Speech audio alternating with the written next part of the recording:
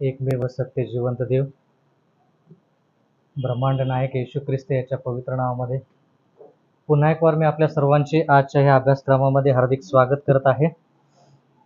आणि आपण सातत्यानं ज्या गोष्टी शिकत आहोत, आणखीन जास्त सखोल या सर्व गोष्टी शिकत आहोत. आणि म्हणून मला माहित आहे की थोडा तुमच्या बुद्धिमत्तेला ताण पडत असेल, पण याचा मोबदला तुम्हाला येणाऱ्या काळामध्ये नक्कीच मिळेल. कारण की देव कोणाचं उसणं ठेवत नाही. जेवढं तुम्ही कष्ट कराल तेवढा तुम्हाला नक्कीच फायदा मिळेल. त्यावेळेस तुम्हाला फार बरं वाटेल. तुम्ही म्हणाल की ज्या वेळेस आम्ही ह्या ठिकाणी यायचो त्यावेळेस आम्हाला कंटाळा वाटायचा, कधी कधी वाटायचं येऊ नये, पण जो आशीर्वाद तुम्हाला मिळणार आहे तो आशीर्वाद तुम्ही केलेल्या कष्टाच्या समोर फार मोठा असणार आहे. म्हणून सातत्यानं देवाच्या वचनाचा अभ्यास करा आणि देवाच्या वचनामध्ये वाढत चालूया, जेणेकरून आपल्यालाही फायदा होईल, आपल्यालाही सार्वकालिक जीवन मिळेल आणि इतरांना देखील सार्वकालिक जीवन मिळेल. जास्त वेळ न घेता जे साक्ष तुम्ही ऐकली,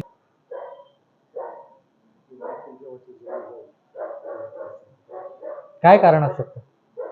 त्रास संकट कमी होत नाहीयेत, त्रास संकट वाढत चालले.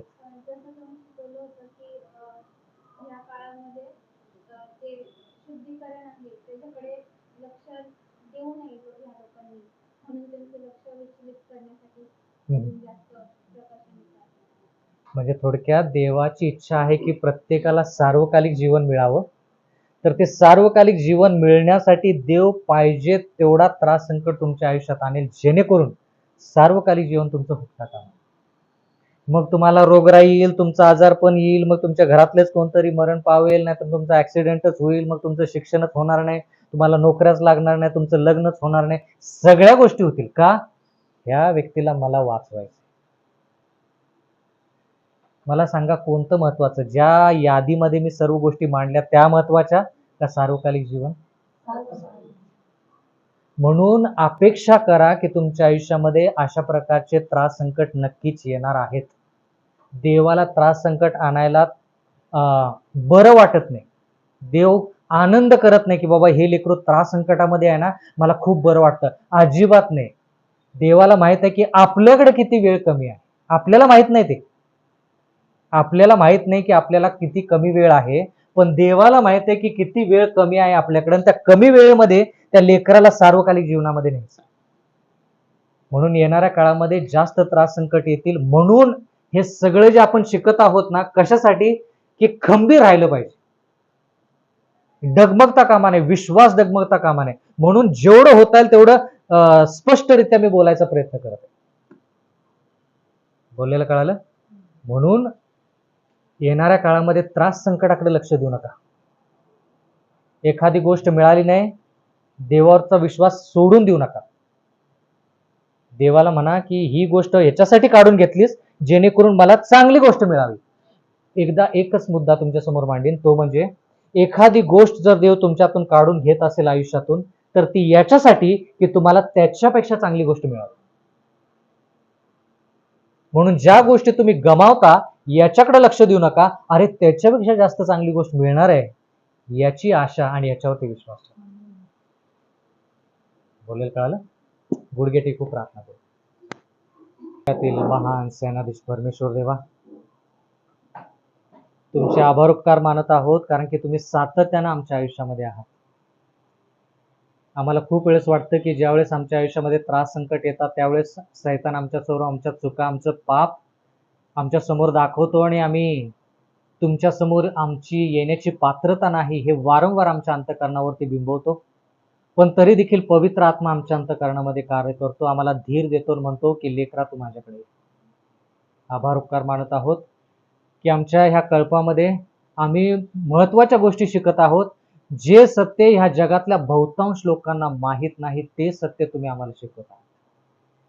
आणि म्हणून सैतान आमच्या विरोधात आहे, सैतान आमच्यावरती निराश आहे, रागवलेला आहे. गरजणारा सिंहासारखा तो अवतीभोवती फिरत आहे, जेणेकरून आमच्या ह्या छोट्याशा कळपाला, परिवाराला त्रास संकट यावा आणि आम्ही ह्या शिक्षणापासून, ह्या सत्यापासून दूर जावं, जेणेकरून आमचा नाश व्हावा, अशी सैतानाची इच्छा आहे. पण आम्हाला माहित आहे की तुमचं सत्य जे आहे ते सत्य आम्हाला बंधमुक्त करतं. म्हणून विनंती आहे की ते सत्य आम्ही प्रेमाने स्वीकारावं. ते सत्य जे आहे त्याच्याद्वारे आमचा विश्वास वाढावा. ते सत्य जे आहे त्याच्याद्वारे आम्ही खंबीर व्हावं, जेणेकरून येणाऱ्या काळामध्ये आमचे त्रास संकट आमचे वाढणारच आहेत असं तुमचंच वचन सांगतं. तर त्या त्रास संकटामध्ये टिकून राहण्यासाठी आम्हाला सहाय्य मदत करा. म्हणून आम्ही इतर गोष्टी जरी आमच्या आयुष्यामध्ये आम्हाला मिळाल्या नाहीत तरी चालतील, पण आम्ही मत्तई 6:33 प्रमाणे सर्वप्रथम सार्वकालिक जीवनाचा, स्वर्गाच्या राज्याचा आणि पवित्रतेचा आम्ही शोध करावा आणि बाकीच्या सर्व गोष्टी तुम्ही आम्हाला द्या.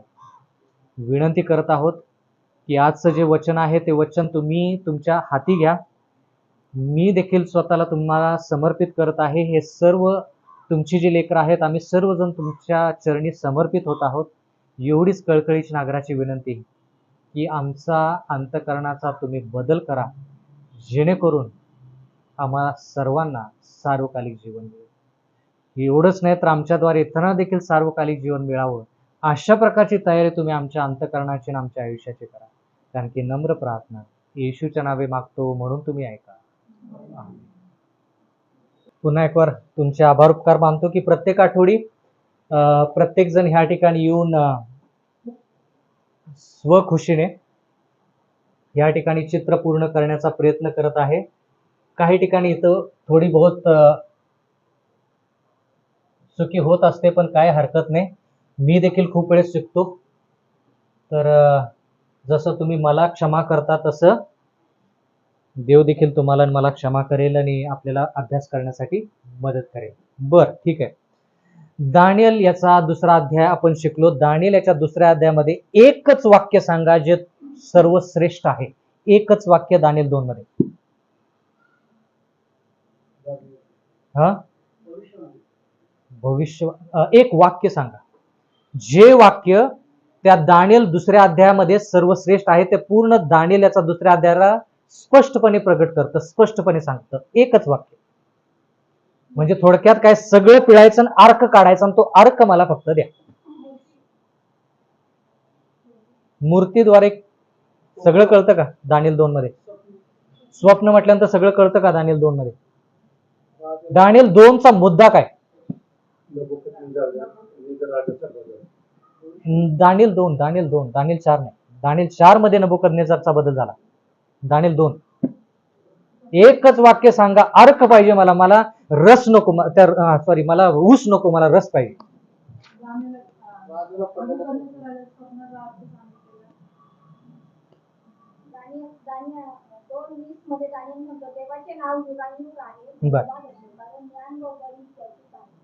बर, जवळचं उत्तर काय? परत वाच, माफ कर. देवाचे नाव युगानुयुग आहे. बर बर बर, जवळचं उत्तर. आणखी काय? बरोबर, जवळचं उत्तर. आणखी जवळचं उत्तर. थोडक्यात काय, दानियल 2 मध्ये कितीही राज्य येऊ देत, शेवटचं जे राज्य आहे येशू ख्रिस्ताचं ते सर्वश्रेष्ठ राज्य. एवढं दानियल 2 मध्ये तुम्ही जरी शिकला तर भरपूर झालं. किती राज्य येऊ देत, सगळे राज्य जाणार, सगळे देश जाणार, फक्त देवाचं राज्य युगानुयुग टिकणार आहे. हा दानियल 2 चा मत. दानियल 7 मध्ये काय? एकच वाक्य सांगायचं, मला अर्क पाहिजे, बाकीच्या गोष्टी नको. तुम्हाला दानियल 7 जर एका वाक्यात सांगायचं असेल तर दानियल 7 तुम्ही एका वाक्यात कसं सांगाल? दानियल 2 कसं सांगितलं? कोणतंही राज्य येऊ दे, देवाचं राज्य युगानुयुग. प्रश्न मिटला. सगळं आलं त्यात. मग स्वप्न आलं, कोणते राज्य आले तेही आलं, सगळं आलं, सगळं आलं. मूर्ती आली, सगळं आलं त्यात. देवाचं राज्य युगानुयुगचं राज्य. दानियल 7. ज्यावेळेस तुम्ही प्रचार करायला जाल त्यावेळेस जे मी शिकलो ते मी तुम्हाला सांगत आहे. तुम्हाला लोकांसमोर ऊस द्यायचा नाही, लोकांसमोर ऊसाचा रस द्यायचा आहे. कारण की लोक ऊस चावून खाऊ शकत नाही, त्यांचे दात कठीण नाही आहेत. म्हणून तुम्ही त्यांना रस द्यायचा, तो सगळा अर्क काढून एक ग्लासामध्ये त्यांना रस द्यायचा. 10 ऊसाचा रस, एक किती 5 2 4 ऊसाचा रस, ऊस जो असतो त्याचा रस काढून एका ग्लासामध्ये तुम्हाला देता आला पाहिजे. म्हणजे तो ऊसाचा रस बघितला ना एक ग्लास की त्याला कळतं की बाबा ह्याच्या पाठीमाग 5 ऊस आहेत. अर्क काढला पाहिजे, प्रत्येक संदेशाचा अर्क काढायचा. सांगा. राज्य प्रभुत्व व संपूर्ण आकाशाखालील राज्याचे वैभव ही परात्पर देवाची प्रजा जे पवित्र जन यांना देण्यात येईल. त्यांचे राज्य सनातन आहे. सर्व सत्ताधीश त्यांची सेवा करतील. त्यांचे अंतिम होतील. ते वचन वाचलं तुम्ही, चांगली गोष्ट आहे. सेवा की जे आपण 7 मध्ये हेच वाचत आहोत ना. 7 मध्ये आपण श्वापदाचा अभ्यास केलेला आहे. ज्यावेळेस आपण अर्क म्हणतो त्यावेळेस आपण स्वतःचे शब्द, स्वतःच्या भाषेमध्ये. वचन बरोबर आहे तुमचं की युगानयुग देवाचं राज्य जे आहे ते देव कोणाला देणार आहे? कोणाला देणार आहे? त्याच्या लोकांना. ते दानिएल 7, दानिएल 8 मध्ये, दानिएल 8चा सारांश मला फक्त सांग.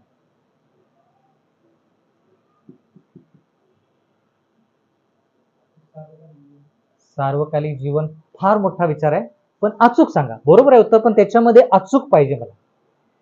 सार्वकालिक जीवन म्हणजे खूप काय आलं ते. पवित्र स्थानाची शुद्धता किंवा न्याय निवाडा. पवित्र स्थानाची शुद्धता किंवा न्याय निवाडा. बर, ठीक आहे. दानिएल 9. बर, आणखी काय? हा, बरोबर आहे. हा,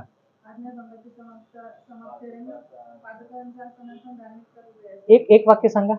ते सगळे मिळून एक वाक्य सांगा. बरोबर आहे उत्तर तुमचं. सनातन धार्मिकता. सनातन धार्मिकता म्हणजे पाप करणं बंद झालंच पाहिजे. सनातन धार्मिकता म्हणजे पापाचा अंत झालाच पाहिजे. त्याच्याशिवाय सनातन धार्मिकता येणार नाही. तसं तुम्हाला बायबलमध्ये जितके अध्याय आहेत ना त्या सगळ्या अध्यायाचा अर्थ माहित पाहिजे. म्हणजे जर तुम्हाला कोणी विचारलं एकतेविषयी सांगा तर तुम्हाला माहित पाहिजे की कोणतं पुस्तक आणि कोणता अध्याय. ज्यावेळेस तुम्हाला विचारलं जातं ना की हाडं तुमची ढिसूळ आहेत, तुम्ही काय म्हणाल? हाडं ढिसूळ असतील तर काय घ्यायला सांगाल? आणखी काय? कॅल्शियम आणि काय? हाडं जर बळकट करायची असतील तर आणखी काय? कॅल्शियम, आणखी काय? आणखी काय?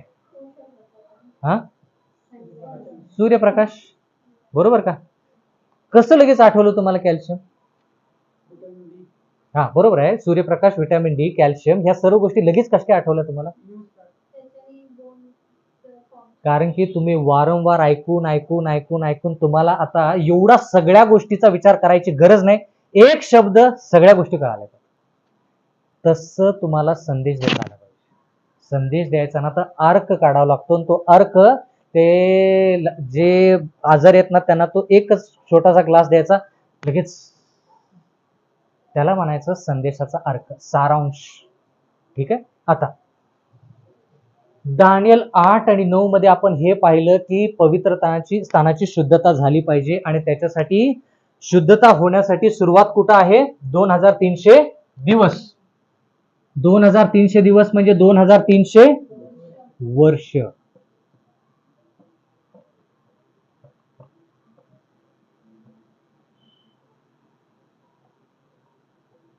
ठीक आहे. एक दिवस म्हणजे 1 वर्ष. कुठं वाचलं? कुठं अभ्यास केला? एजेकिएल 4:6, गणना 14:34. आता का हे लक्षात राहिलं माहित आहे का? 10 वेळेस इथं सांगितलं, 10 वेळेस प्रश्न विचारला आणि 10 वेळेस तुम्ही उत्तर दिले, म्हणून तुमच्या लक्षात. म्हणजे मी तुम्हाला प्रात्यक्षिकरित्या सांगत आहे की तुमच्या लक्षात हे का राहतंय, हे वारंवार सांगितलं गेले, उजळणी केली आहे म्हणून. जेवढी उजळणी कराल तेवढं लक्षात राहील, तेवढं जास्त वेळ लक्षात राहील. ठीक आहे. बर, सुरुवात 2300 वर्षाची सुरुवात जी आहे ती सुरुवात आपण पाहायच्या अगोदरच 70 आठवड्याविषयी सांगितलं आपल्याला. दानिएल 9:24. दानिएल 9:24 मध्ये सांगितलं की 2300 दिवस किंवा 2300 वर्ष जे आहेत त्यातले 70 आठवडे जे आहेत ते देवाच्या म्हणजे दानिएल आणि देवाच्या लोकांना दिलेले. 70 आठवडे म्हणजे 490 वर्ष. आता इथून 490 वर्ष आपल्याला मोजायचे. पण कुठून मोजायचे 490 वर्ष? इथून मोजायचे इथून इथून इथून कुठून सुरुवात माहित पाहिजे. म्हणून सुरुवात शोधायची तर आपण दानिएल 9:25 वर गेलो आणि त्या ठिकाणी एक शब्द आपल्याला सापडला, पासून. पासून हा शब्द कळाला, मग आपल्याला कळालं 2300 दिवसाची सुरुवात कुठेपासून होते, 70 आठवड्याची सुरुवात कुठपासून होते. तो पासून शब्द काय आला तो तेवढं मला सांग. यरुशलेम शहराचा जीर्णोद्धार. जीर्णोद्धार म्हणजे काय हो? जीर्णोद्धार, पुनर्स्थापना. जीर्णोद्धार म्हणजे थोडक्यात ते शहर होतं अगोदर, पण ते काही कारणास्तव ते नासधूस करण्यात आलं आणि जीर्णोद्धार म्हणजे परत त्याला आयुष्य द्यायचं, पुनर्स्थापना करायची. ठीक आहे. तर त्याची तारीख आपण शोधली आध्यात्मिक इतिहासानुसार, पण पवित्र शास्त्रामध्ये त्या आज्ञेविषयी कुठे लिहिले का? किती आज्ञा निघाल्या? 3. कोणी कोणी काढल्या?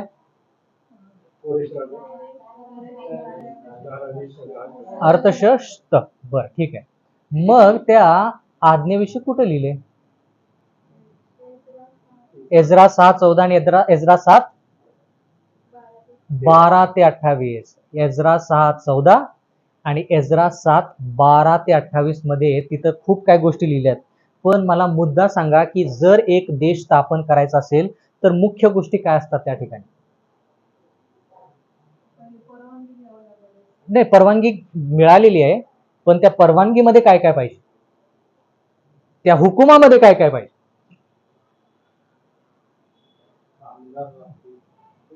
नाही, आपण शिकलो.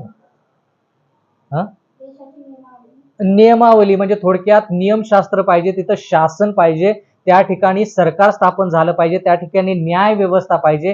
ह्या सर्व गोष्टी यरुशलेम मध्ये घडणं गरजेचं आहे. बोललेलं कळालं?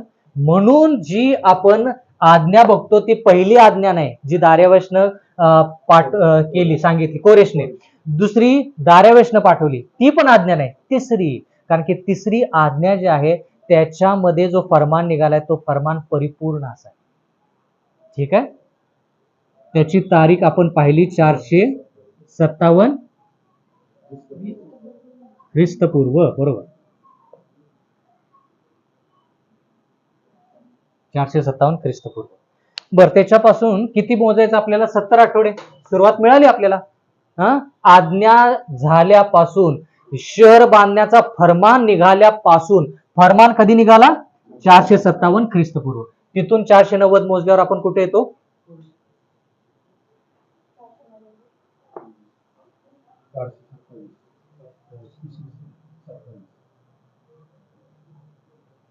लक्ष द्या, बोर्डकडे लक्ष देऊ नका, ह्या चित्राकडे लक्ष द्या. ठीक आहे. देवानं जगाची निर्मिती केली, आदम आणि हवा. आदम आणि हवेच्या नंतर कोणाचं तर नाव सांगा? नोआ. नोआच्या नंतर कोणाचं तर नाव सांगा? अब्राम. त्याच्यानंतर नाव सांगा? मोजेस. मोशे नंतर नाव सांगा? याकोब.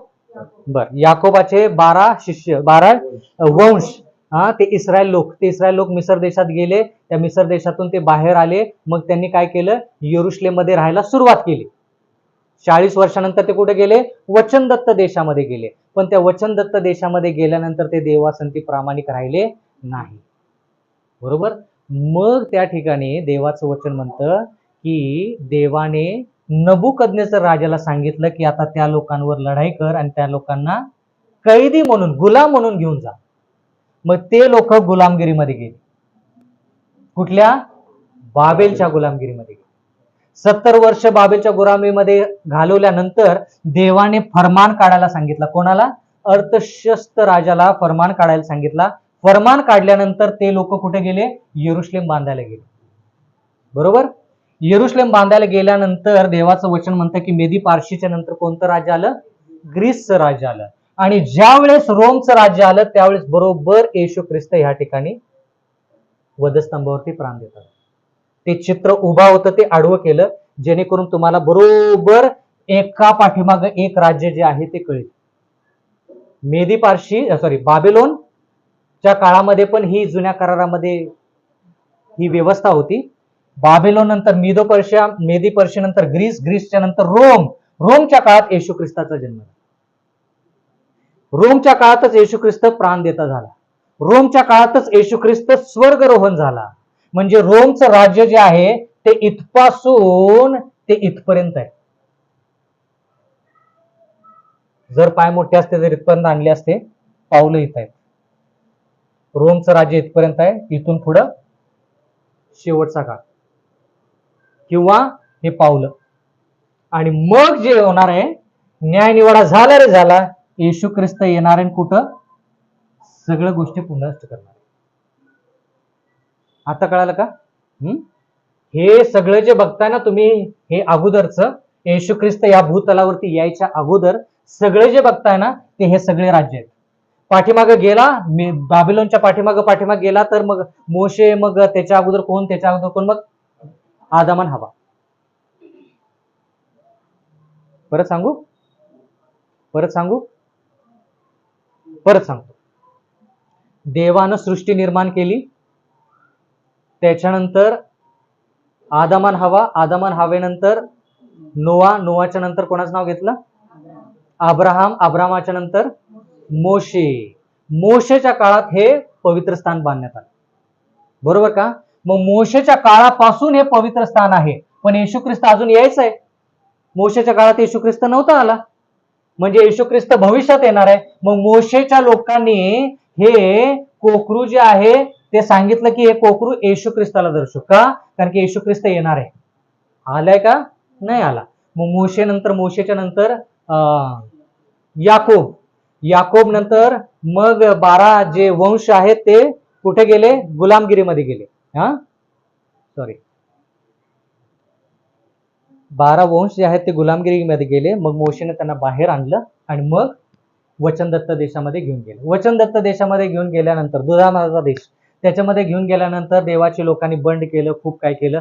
मग शेवटी देव म्हटला की आता तुम्हाला बाबेलच्या गुलामगिरीमध्ये पाठवतो. यिर्मयाच्या पुस्तकामध्ये लिहिले की ते गुलामगिरीमध्ये जाणार आहे. तर किती वर्षाची गुलामगिरी? 70 वर्षाची गुलामगिरी. तर मला सांगा, बाबेलची कारकीर्द किती? हा, ते नोट्स बघा सांगा.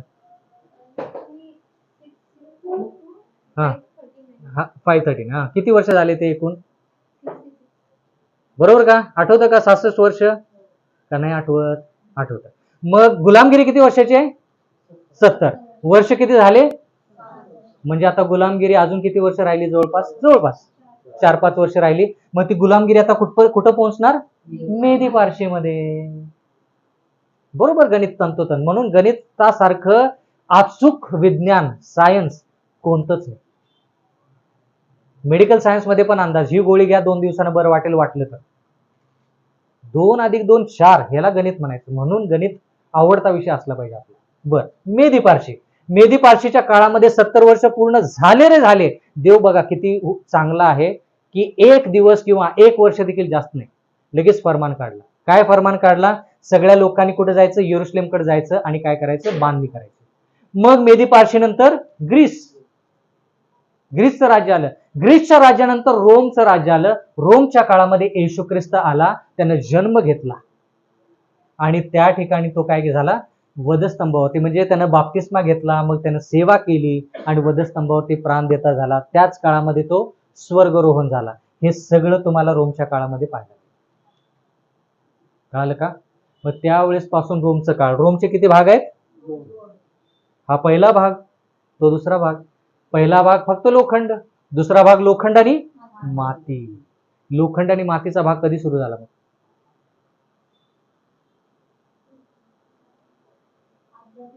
हा, कधी सुरू झालं? बरोबर, कधी सुरू झालं?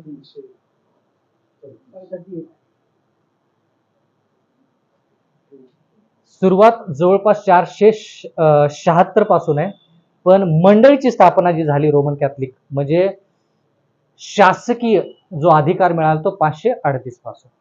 538 पासून किती? 1700, बरोबर का? 1260 वर्ष. 1201 काळ, 2 काळ, अर्धा काळ, म्हणजे 3.5 काळ, म्हणजे 1260 वर्ष पोपनं काय केलं? देवाच्या लोकांचा छळ केला, बरोबर. तर 1798 पर्यंत आपण पोहोचलो. 1798 नंतर म्हणजे थोडक्यात त्याच्यानंतर 1798च्या नंतर 1798ला नाही त्याच्यानंतर परमपवित्र स्थान जे आहे त्याची सुरुवात झाली सुरू, बरोबर.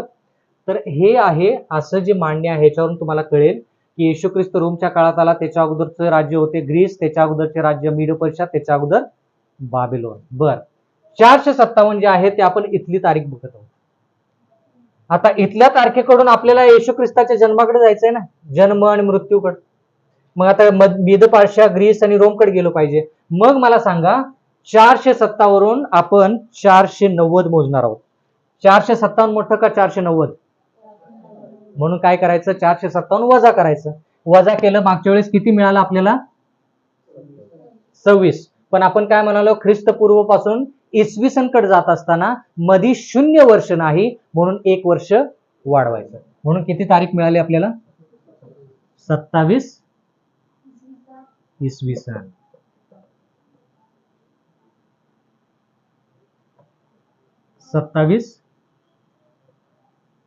काय झालं?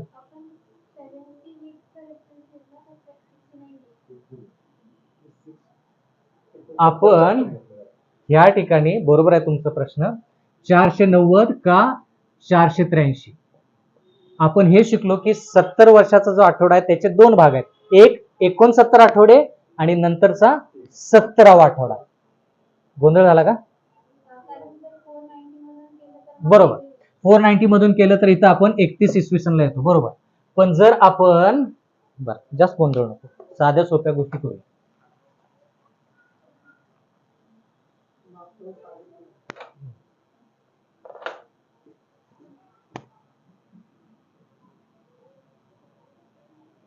बरोबर, 2300 दिवस किंवा 2300 वर्ष, बरोबर.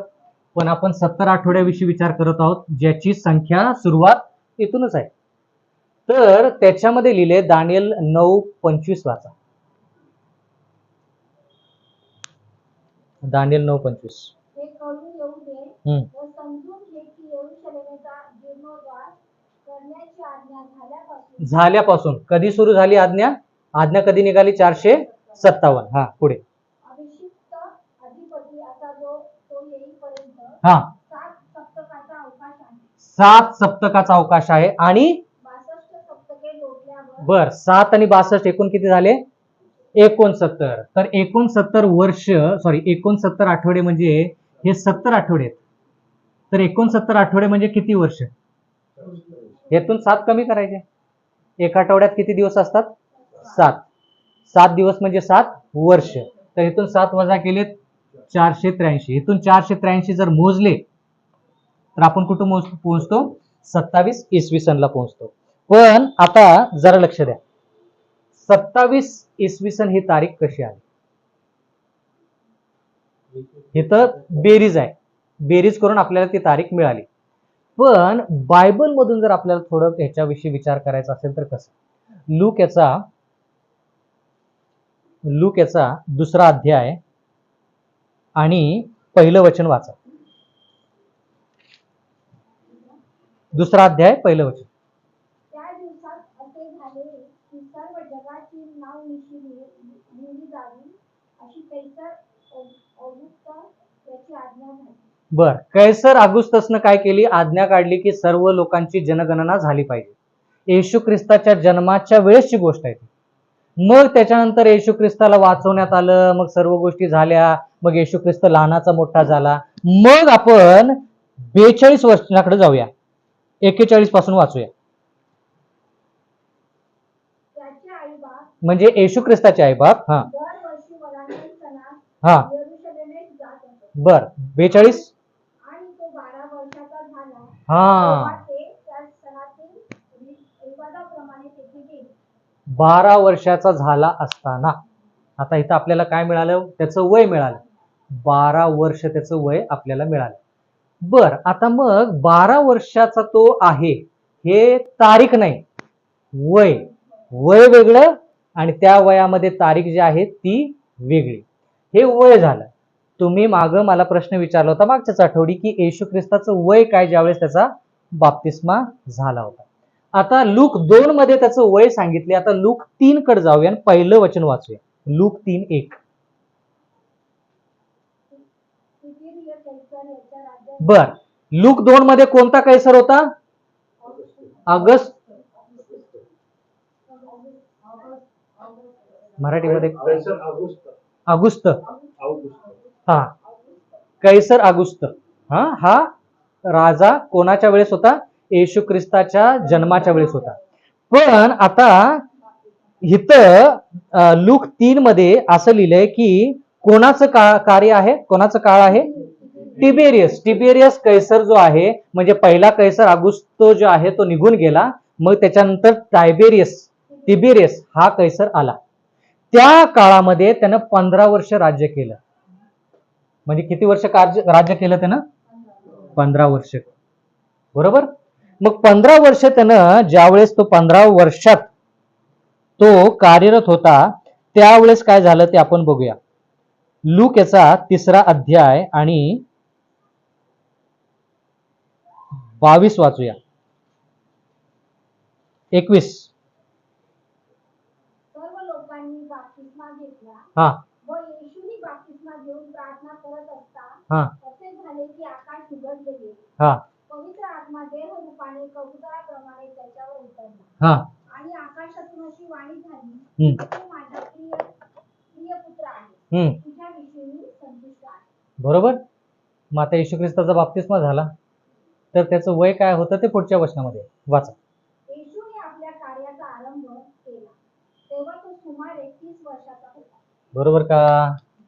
12 वर्षाचा होता त्याच्याविषयी कळालं.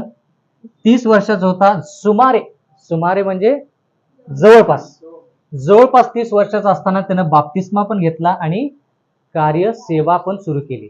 म्हणजे तारीख ज्यावेळेस येशू ख्रिस्त बाप्तिस्मा पावला ती तारीख 27 इसवी सन आहे, पण त्याचं वय किती आहे? बोलायला कळालं का? हा मुद्दा आपल्याला कळला पाहिजे. म्हणजे मागच्या वेळेस प्रश्न होता की त्याचं वय 30 होतं का 31 होतं का 30.5 होतं का काय होतं. जिथं बायबलमध्ये लिहिलंय की सुमारे तो 30 वर्षाचा होता त्याप्रमाणे मी जाणार आहे. 30 वर्ष त्याचं वय होतं, पण तारीख काय होती? 27 इसवी सन. इथपर्यंत कळालं? आता जरा लक्ष द्या. येशू ख्रिस्त ज्यावेळेस बाप्तिस्मा पावला त्यावेळेस आपण असं शिकत आहोत की 69 आठवडे पूर्ण झालेले, म्हणजे 483 वर्ष पूर्ण झाले. 69 सप्तकी राहिले किती? एक सप्तक, म्हणजे ते 17वं सप्तक आहे. बरोबर. मग 17वं सप्तकाच्या अगोदर किती झालेत? 69 झालेत. म्हणजे थोडक्यात 7 वर्ष राहिलेले. 17वा आठवडा म्हणजे एक आठवडा म्हणजे 7 दिवस. 7 दिवस म्हणजे 7 वर्ष राहिलेले. इथपर्यंत किती झालेले आहेत? 69 आठवडे पूर्ण झाले. 69 आठवड्यापर्यंत काय लिहिले? देवाचं वचन म्हणते पर्यंत काय येणार आहे? अभिषिक्त जो आहे तो येणार. अभिषिक्त म्हणजे तो बाप्तिस्मा घेण्यासाठी येणार आहे. तर बाप्तिस्मा घेण्यासाठी ज्यावेळेस आला त्यावेळेस तो अभिषिक्त आपण का म्हणतो? योहान 1:29 मध्ये बाप्तिस्मा देणारा योहान काय म्हणतो? ज्यावेळेस तो येशू ख्रिस्ताला पाहतो त्यावेळेस काय म्हणतो? हा पहा देवाचा कोकरा जो जगाचं पाप हरण करून घेऊन जाणार. म्हणजे थोडक्यात काय की थोडक्यात तो अभिषिक्त होण्यासाठी येत आहे. कशासाठी? की ते जगाचं पाप जे आहे तो घेऊन जाणार. म्हणून देवाचं वचन म्हणतंय की 27 इसवी सनला ह्या तारखेला त्याचं वय 30 होतं आणि ह्या वेळेला त्यानं काय केलं? बाप्तिस्मा घेतला आणि त्याच्यानंतर त्यानं सेवा करायला सुरुवात केली. सेवा त्यानं अगोदर पण केली होती, त्याचा भाग नाहीये, पण अभिषिक्त म्हणून जी सेवा आहे ती 30 वर्षाच्या नंतर त्यानं सेवा सुरू केली. बरं, राहिला एक आठवडा. दानिएल 9:25.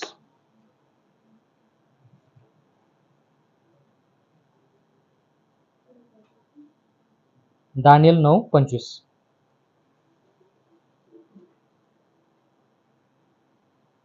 एक म्हणून येऊ दे व समजून घे हा. यरूशलेमचा जीर्णोद्धार करण्याची आज्ञा झाल्यापासून आज्ञा झाल्यापासून म्हणजे सुरुवात कळाली, पासून म्हणजे 457 ख्रिस्तपूर्व. हा अभिषिक्त हा अधिपती हा असा जो हा. तो येईपर्यंत येईपर्यंत, पर्यंत म्हणजे त्याचा शेवट आपल्याला कळाला. कोणत्या गोष्टीचा? ज्या गोष्टीची 70 आठवड्याची सुरुवात झालेली आहे त्याची. किती आठवड्याचा विषय लिहिलेला आहे तिथं? 7 सप्तकांचा अवकाश आहे. हा.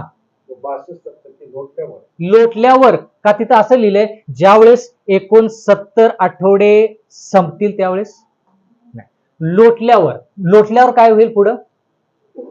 धामधुमीचा काळ असताही धामधुमीचा काळ म्हणजे त्याच्यानंतर धामधुमीचा काळ होईल. पण पर्यंत म्हटल्यानंतर काय? तिथंच थांबायचं. अभिषिक्त जो येईपर्यंत, पर्यंत म्हटल्यानंतर तिथंच थांबायचं म्हटल्यानंतर पर्यंत म्हणजे आपल्याला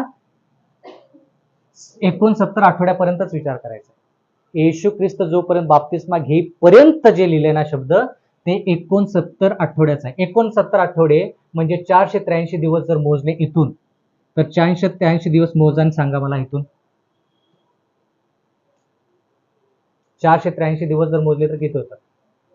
इथून 483 वजा 457 किती राहिले? 26. बरोबर ना? एवढं शांतता आहे. हा, 26. पण आपण ख्रिस्तपूर्वपासून इसवी सन कडे जात आहोत म्हणून एक वाढवलं म्हणून ते 27 इसवी सन. बायबल स्पष्टपणे सांगतं येशू ख्रिस्ताचं वय त्यावेळेस 30 होतं. का एवढा वेळ येशू ख्रिस्ताने घेतला बाप्तिस्मा घेण्यासाठी? किती लोकांचा ह्या ठिकाणी बाप्तिस्मा 20च्या आत झाला?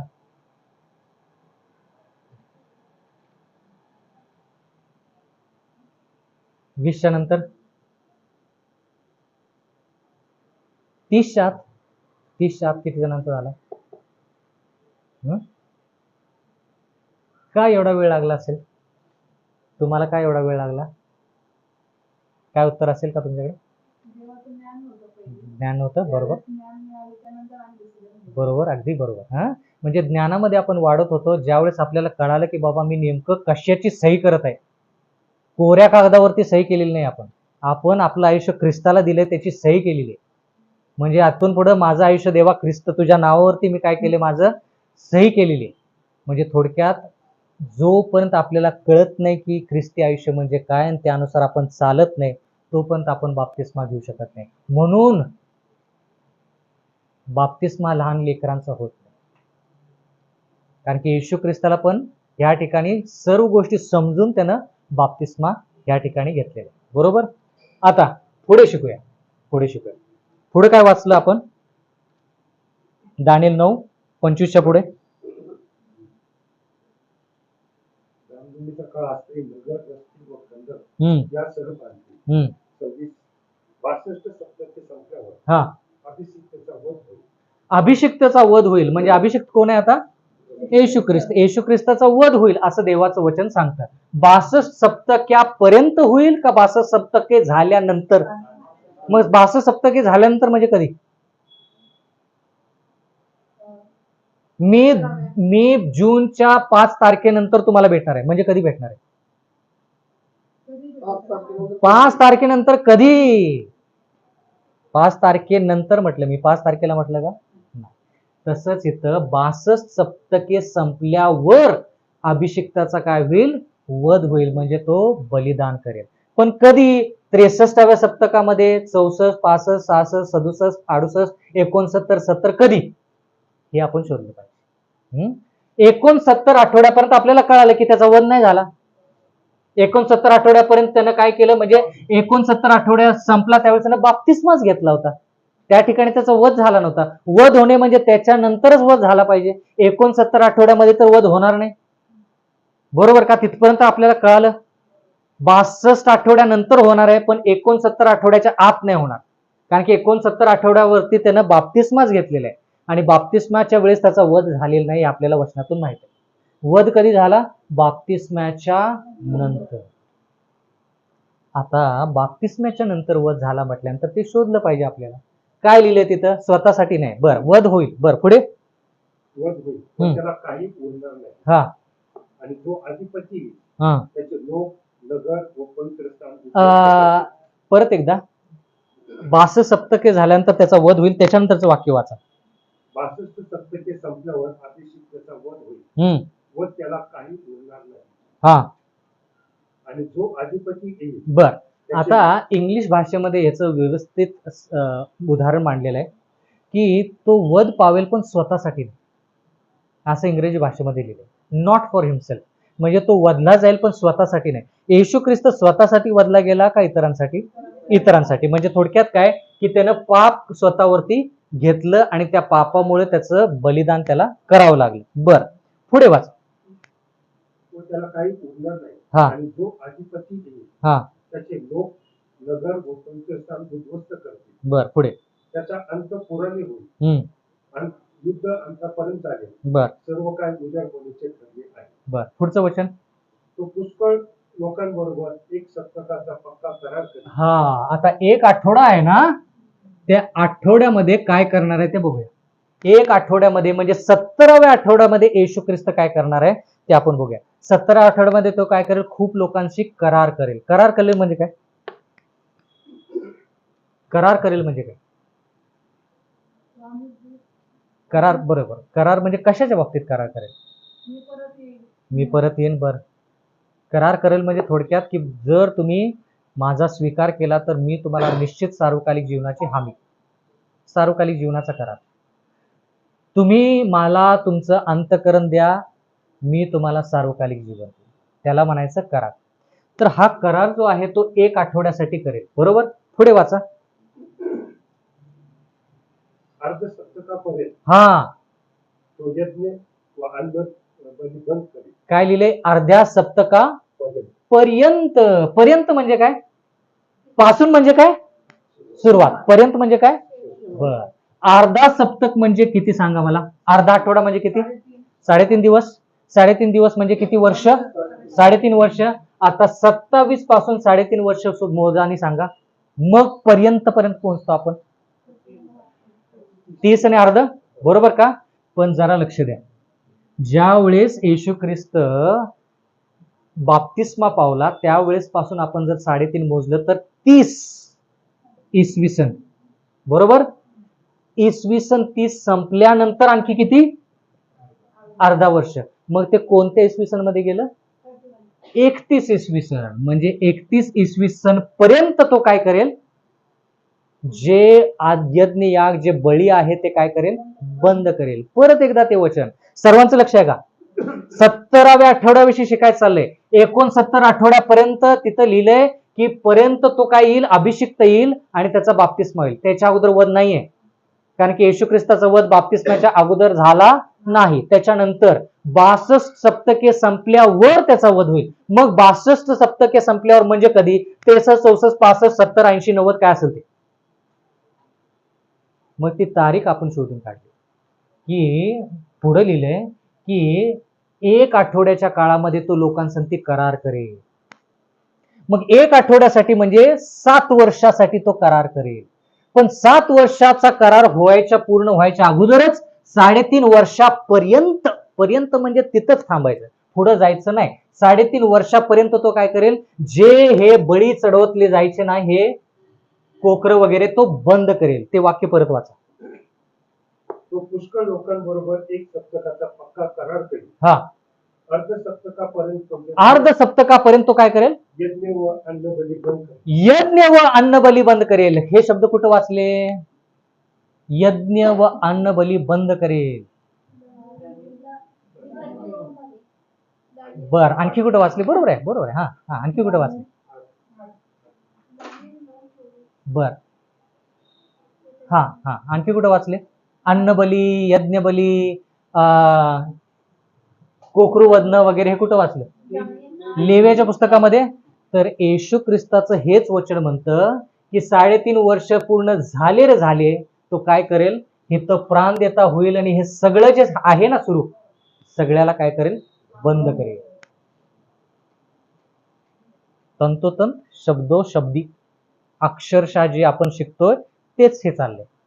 तर येशू ख्रिस्त बरोबर ज्या वेळेस 3.5 वर्ष पूर्ण होतील, कधी? 69व्या आठवड्यामध्ये 3.5 वर्ष ज्यावेळेस पूर्ण होतील, म्हणजे 31 इसवी सनला तो काय करेल? एवढे जे यज्ञ करत होते ना ते काय करतील, सगळे बंद करेल. का बंद करेल? कारण की तो स्वतः आता कोकरू आहे आणि लोकांना आता कोकऱ्याच्या शोधात जायची गरज नाही. कारण की योहानानं अगोदरच सांगितलंय की बाबा हा कोकरा आहे, आता तुम्ही ह्या कोकऱ्याकडे लक्ष द्या. हा कोकरा ज्यावेळेस वधस्तंभावरती प्राण देता होईल त्यानंतर तुम्ही यज्ञ वगैरे काही करायचं नाही, पशु बली काही करायची नाही. जे यज्ञ पशु तुम्ही करायचा, जे बळी चढवायचा, ते सर्व कशामध्ये समाप्त होतात? येशू ख्रिस्तामध्ये. म्हणून बाप्तिस्मा देणारा योहान असाच बोलला नाही. त्याच्या पाठीमागे उद्देश हा होता की लोकांनी जाणून घ्यावं की जे कोकरू तुम्ही वधत होता ना आतापर्यंत, आता खरं कोकरू आले. त्या खऱ्या कोकऱ्याकडे तुम्ही बघा. ते खरं कोकरू ज्यावेळेस बलिदान करेल त्यावेळेस तुम्ही बाकीच्या कोकऱ्यांकडे जायची गरज नाही, बाकीचे कोकरं वधायची गरज नाही. का नाही कळलं? आता 2-3 महिन्यापूर्वी तुम्ही जे प्रश्न विचारला मला त्याचं उत्तर देतो. त्यांनी प्रश्न विचारला होता की याजक जो होता त्या याजकाचं म्हणजे याजक की महायाजक, असंच काहीतरी प्रश्न होता. तर जेवढं मी वाचलं त्याच्यामध्ये याजक जो होता तो ज्यावेळेस येशू ख्रिस्त ह्या वधस्तंभावरती प्राण त्यानं दिला त्यावेळेस याजकाच्या हातामध्ये कोकरू होतं त्यावेळेस. तर ते कोकरू वधण्यासाठी तो याजकानं काय केलं होतं, सुरा घेतला होता, पण ते कोकरू त्याच्या हातातून निसटून गेलं. ते कोकरू त्याच्या हातातून काय झालं, निसटून गेलं. हे दाखवण्याकरिता की येशू ख्रिस्त खरा कोकरा आहे आणि त्या कोकऱ्यानं प्राण दिलेला आहे म्हटल्यानंतर बाकीचे कोकरं वाधायची गरज नाही. दुसरा प्रश्न त्यांनी असा विचारला होता की कोणता पडदा वरून खालीपर्यंत फाटत गेला, कोणता पडदा? तर आपण मार्क याचा 15वा अध्याय वाचूया. मार्क याचा 15वा अध्याय 37 आणि 38. कोणता पडदा फाटला वरपासून खालीपर्यंत? मार्क याचा 15वा अध्याय आणि 37 आणि मग 38.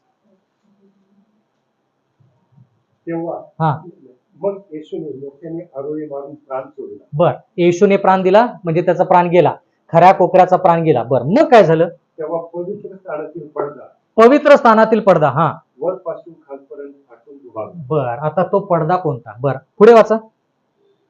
मग त्याने अशा प्रकारे प्राण सोडला हम्म ते त्याच्या समोर जवळच उभे राहिलेले असतात अधिपतीने पाहून म्हटले, खरोखर हा माणूस देवाचा पुत्र होता. हा म्हणजे बाप्तिस्मा झाला त्यावेळेस देखील लोकांनी सांगितलं हा देवाचा कोकरा.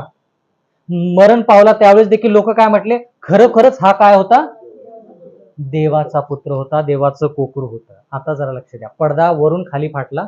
कोणता पडदा फाटला? इथं पण पडदा आहे आणि इथं पण पडदा आहे. कोणता पडदा फाटला म्हणजे कोणता? पहिला हा का नाही? परत पवित्र स्थानात जाण्याचा रस्ता. बर, मग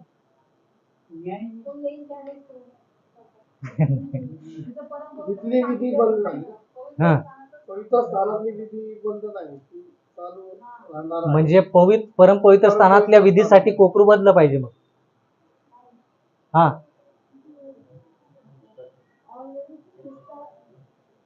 मग हा पडदा तुम्ही म्हटला ना, इथं एक पडदा आहे बरोबर, सॉरी इथं एक पडदा आहे ना इथं, हा तो मग तुम्ही म्हणता हा पडदा बरोबर, हा पडदा फाटला म्हणता ना. हा बर, हा का म्हणता? हा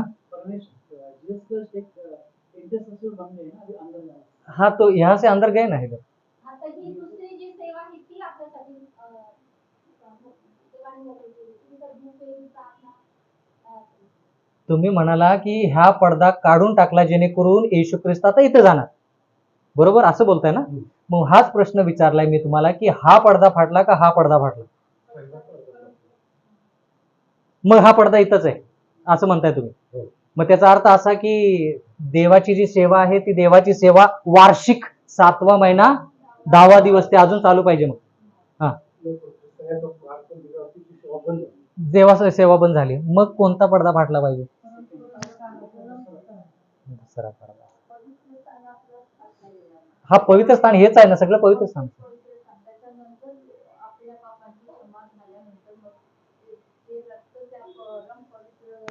पाण्यावर पडलं, त्याच्यानंतर देवाने सांगितलं अजिबात म्हणजे इथून पुढे पाप करायचं. बरोबर. हा मग तोच पडदा फाटला ना. हा म्हणजे थोडक्यात काय आहे, की हा पडदा जर फाटला तर काय होईल आणि हा पडदा फाटला तर काय होईल, जरा लक्ष द्या. हा पडदा जो आहे हा वरून खाली फाटला म्हणजे थोडक्यात काय, आता कोणालाही इथं जाण्यासाठी पाबंदी नाही म्हणजे काय, मज्जाव नाही, कोणीही इथं देवाकडे जाऊ शकतं. कोणाच्या द्वारे?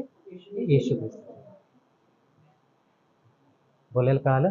म्हणजे तुम्हाला अडवणूक नाही कुठं, इथं पण नाही आणि इथं पण नाही.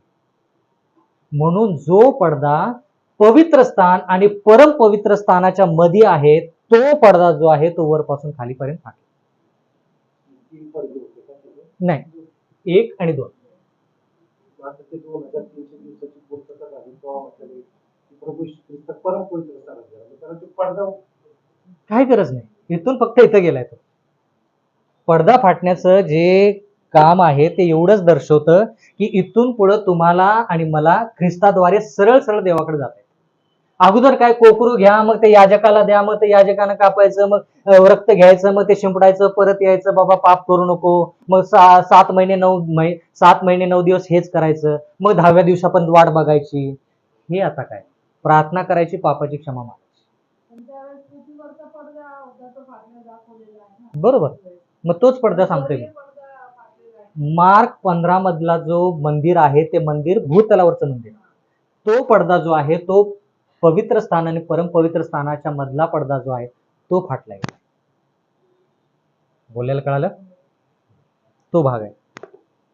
कारण की ह्याच्याद्वारे देव आपल्याला हेच सांगतो की जरी येशू ख्रिस्त इथून पवित्र स्थानात गेला असला तरी देखील आपण असं समजायचं नाही की हाच पडदा फाटला आणि म्हणून इथंच गेला तो. ह्याच्यानंतर तो इथं पण गेला ना, मग याच्यासाठी वेगळा पडदा कसं काय फाडणार? एकच वेळेस त्यानं शरीर जे आहे ते शरीर फाटलं गेलं. ते आपण भाकरी खातो ना, ते त्याचं मोडलेलं शरीर ते ह्या पडद्यासाठी पण आणि ह्या पडद्यासाठी पण, दोन्हीसाठी पण. म्हणजे त्याच्यानंतर येशू ख्रिस्ताद्वारे सरळ आपण कुठे जाऊ शकतो? पित्याकडे जाऊ शकतो. हा मुद्दा कळाला का? फार महत्वाचा. हो, जरी असला तरी तो पडदा पवित्र स्थान आणि परम पवित्र स्थानाला वेगळं करतो. म्हणून हा पडदा. आपण ह्या पडद्याविषयी किती बोललो सांगा? ह्या पडद्याविषयी किती आपण रक्त शिंपडल्याविषयी बोललो? पण ह्या पडद्याविषयी बोललो आपण भरपूर वेळेस. देवाच्या वचनामध्ये काय लिहिलंय की पडद्यावरती रक्त शिंपडायचं आणि परत येतो तो याजक. 7 महिने 9 दिवस हेच काम, परत यायचं म्हणायचं बाबा तुझं पाप वेगळं झालेलं आहे, कुठं गेले तुझं पाप? ह्या पडद्यावर का ह्या? मग ह्या पडद्यावर गेले नाही, ह्या पडद्यावरती गेले आणि देवाचं वचन म्हणतो पडदा फाटला. कोणता पडदा फाटला मग? हा अचानकच हा.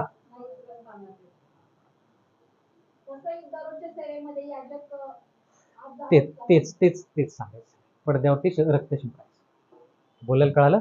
तर परम आणि पवित्र स्थान आणि परम पवित्र स्थानामधला जो पडदा आहे तो वेगळा झाला. देवाचं वचन म्हणतं वरपासून खाली, आणि जे कोकरू होतं ते कोकरू हातातून निसटलं, त्याच्या हातातला सुरा पडला आणि तो याजक होता असं देवाचं वचन म्हणतं. 1844 हा, त्याच्याकडे येऊ आपण. आपण फक्त 70 आठवड्यापर्यंत पोहोचलो.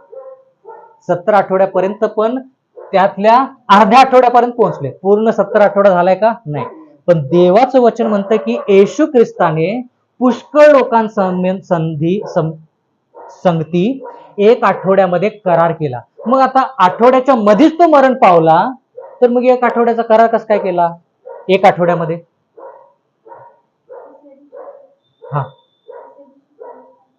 हा पण त्याच्यानंतर 40 दिवस, 3.5 वर्षामध्ये सांगा मला. 3.5 वर्ष राहिलेत बाकीचे. 3.5 वर्ष पूर्ण झालेत, 3.5 दिवस पूर्ण झालेत, आठवड्याचा अर्धा पूर्ण झाला, अर्धा आठवडा राहिलाय. अर्धा आठवडा म्हणजे 3.5 दिवस, 3.5 दिवस म्हणजे 3.5 वर्ष. पण इथं येशू ख्रिस्त जिवंतच नाही, करार कसं काय केला? परत वाचा वचन.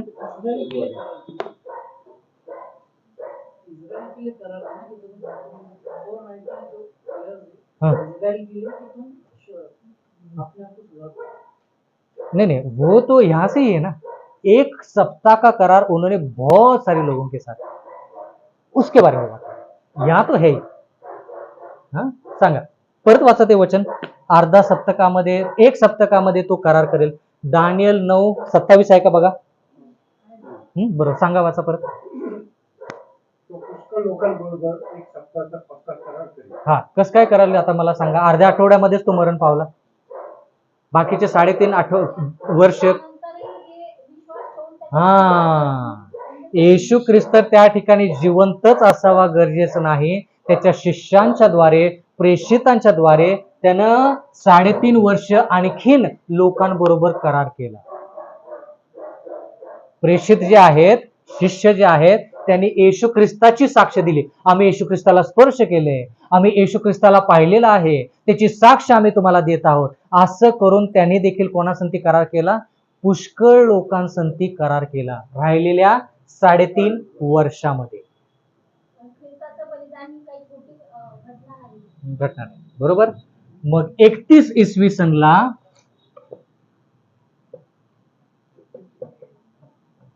येशू ख्रिस्त काय झाला? वधस्तंभावरती त्यानं बलिदान केलं, बरोबर. मग राहिले 3.5. 31 मधून 3.5 आणखी वाढवा आणि सांगा, बेरीज करा आणि सांगा. 31 अधिक 3.5 सॅम्युएल भाऊ. 31.5 सॉरी 31 + 3.5. 31 + 3.5. बरं, आता जरा लक्ष द्या.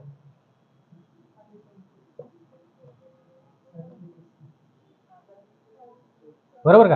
हे न बोललेलं बरोबर ना? आता जरा लक्ष द्या. ज्या वेळेस तुम्ही 31 इसवी सनचा विचार करता, त्यावेळेस 31 इसवी सनचा अर्धा आहे तिथं. 30 आणि अर्धा बोललेलं कळालं का? 30 आणि अर्धा आहे. तो अर्धा भाग जर आहे, तो अर्धा भाग आता इथं 31.5 करून चालणार नाही, तर आपल्याला काय करावं लागेल? तो अर्धा भाग इथंच जोडायचा आणि 31 अधिक 3 34. 31 अधिक 3 34. कारण की अर्धा भाग राहिला नाही इथं 3.5 वर्षातला. हा, 3.5. पण 30.5 हे डेट येऊ शकत नाही. 30.5 हे वर्ष येऊ शकत नाही. वर्ष नसतं कधी 30.5. 31च पकडावं लागेल. बोलायला कळालं का? पण ते 6 महिने जे पुढे वाढतायत ते इथंच जोडायचे आणि 3 वर्ष वाढवायचे, बरोबर 34. 34 इसवी सनला काय झालं? का हो? साक्ष दिली म्हणून. बर, काय साक्ष दिली? बर, नहीं, उसको मारा क्यों? मरते वक्त उसने देखा, उसको मारा क्यों? साक्षी देत होता की ते जिवंत बर, देवाचा पुत्र होता, हा हा, लिहिला होता आणि पुन्हा एका दुसऱ्या दिवशी बर. आता याच्याविषयी अभ्यास करावा लागेल. तुम्ही मला अभ्यास करून सांगायचं. प्रेषितांचे कृत्य हे पुस्तक आहे. त्या प्रेषितांच्या कृत्यामध्ये तुम्ही सांगायचं मला की लोक खवळले, ते चिडले, त्याला नगराच्या बाहेर नेलं, त्याच्यावरती धोंडमार करण्यात आली आणि मग तो ज्यावेळेस मरण पावत होता त्यावेळेस त्यानं आकाशाकडे बघितलं आणि खूप काही गोष्टी बघितल्या. तर मला तुमच्याकडून उत्तर पाहिजे पुढच्या आठवडी की त्याला का मारण्यात आलं. मला ऊस नकोय, ऊसाचा रस पाहिजे. अर्क काढून द्या मला. वचन सांगू नका किंवा हे झालं त्याच्यानंतर ते झालं हे मला नको. मला मुद्दा पाहिजे त्या ठिकाणी की स्टेफनला धोंडमार करण्याच्या पाठीमागं उद्देश काय. जर तुम्हाला विचारलं की येशू ख्रिस्त का मरण पावला, लगेच उत्तर येईल तो आपल्या पापांसाठी तो मरण पावला. अगदी लगेच. बाप्तिस्मा का घेतला, त्याला सेवा करायची होती, तो अभिषिक्त होणार होता, त्याला अभिषिक्त व्हायचं होतं, त्यांना अभिषिक्त तो झाला. सरळ सरळ उत्तर आहे. तसं मला उत्तर पाहिजे की स्टेफनची धोंडमार का करण्यात आली. त्याच्यावरून आपल्याला कळेल की स्टेफनला धोंडमार केली म्हणून त्या लोकांचं काय झालं. बोलायला कळालं का? स्टेफनची धोंडमार केल्यामुळं त्या लोकांचं काय झालं हे तुम्हाला शिकायचं तर पुढच्या. परमेश्वर आपणास आशीर्वाद देईल. हे हमारे पिता जो आप स्वर्ग में, आपकी स्तुति हो, आपकी महिमा हो। हे मेरे पिता, बस आप ही एक ही परमेश्वर है, वो जो जिंदा परमेश्वर है, और आप ही एक ही है करके ये दुनिया में दूसरा हम किसी पे यकीन नहीं करते, बस आपके सिवा। हे मेरे पिता, बस आपकी गौरव, आपकी महिमा, जो हमें सवेरे से अभी तक पूरा साबित में बस आप ही के साथ में हमें रखा, उसके लिए धन्यवाद। हे मेरे पिता, जो हमें पूरा ज़िंदगी बस आप ही के साथ में हमें बिताना है, ये पूरा साबित बस जैसा आज हमें पूरा साबित बिताए, वैसे हमारी ज़िंदगी में पूरा साबित साथ में हमें रखेंगे, हमें विश्वास है। हे हमारे पिता, यहाँ पर जितने भी लोग हैं उस सभी को आप आशीर्वाद रखो कि वो आप में बढ़ सके।